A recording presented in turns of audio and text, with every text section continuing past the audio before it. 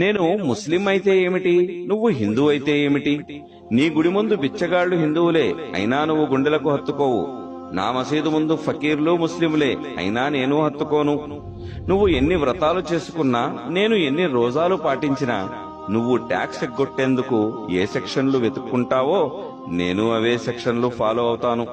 నీ మంత్రాలు సంస్కృతమైనా, నా సూరాలు అరబ్బీ అయినా, మన పిల్లల్ని ఇంగ్లీష్ మీడియం మానిపించే ధైర్యం నీకూ లేదు, నాకూ లేదు. నువ్వు గుడికెళ్లే దారిలో ఏ గుంతల రోడ్డుల్లో ధక్కా ముక్కీలు తింటూ వెళ్తావో, నేను అదే కంకర తేలిన నాసిరకం రోడ్డులో మసీదుకు వెళ్తాను.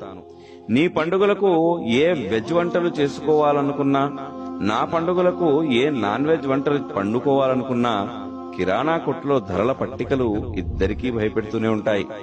నువ్వు కళ్ల మధ్య ఎంత పెద్ద బొట్టు పెట్టుకున్నా కాని, నేను కళ్లల్లో ఏ సుర్మా పూసుకున్నా కాని, ఎవరి కళ్ళు కూడా ఏ కల్తీని గుర్తుపట్టలేక జిందగీలు మోసపోతూనే ఉంటాయి.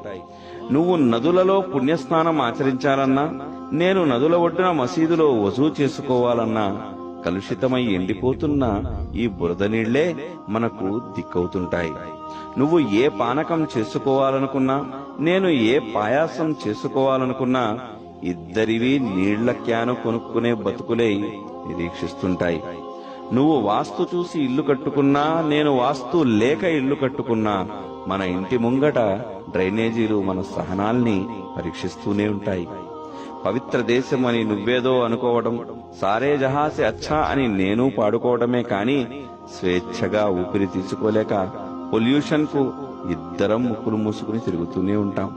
నేను ఏ గడ్డం అరబ్ వాని వద్దకు వెళ్లినా ఇదే స్వర్గాదపి గరీయసి.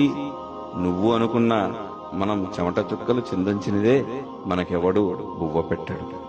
నువ్వు పండుగ నవరాత్రులు చేసుకున్నా, నేను ఏ పండుగ మాసాలు చేసుకున్నా, బ్లాక్ మనీ దొంగల్ని ఏ పాలకులు కూడా పూర్తిగా పట్టుకోలేడని ఒప్పుకుంటాము.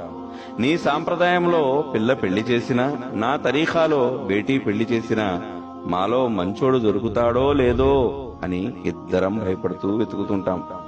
మన ఇద్దరికీ తెలుసు, వర్షాకాలం వస్తుందంటే కాగితం పడవల ఆనందం పోయి మన అపార్ట్మెంట్లో ఎప్పుడు మునిగిపోతాయో ఫికర్ నీకు ఉంది, నాకు ఉంది. మన ఇద్దరికీ తెలుసు, నా గజల్ ఖవ్వాలి లాగే నీ తీయని ఆలాపన ఏదో ప్రమాదంలో ఉంది. మనమిద్దరి గొంతుల్ని ఏదో రాజకీయం కబ్జా చేసేస్తుంది. మనిద్దరికీ తెలుసు, నేను ముస్లిం అయితే ఏమిటి, నువ్వు హిందూ అయితే ఏమిటి, మేమిద్దరం ఒప్పుకునే నిజం మాత్రం ఒకటున్నది.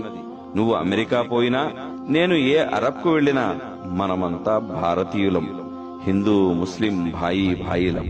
కావున రాజకీయ నాయకుల ప్రయోజనాల కోసం మనం ఒకరినొకరు దూషించుకోవద్దు.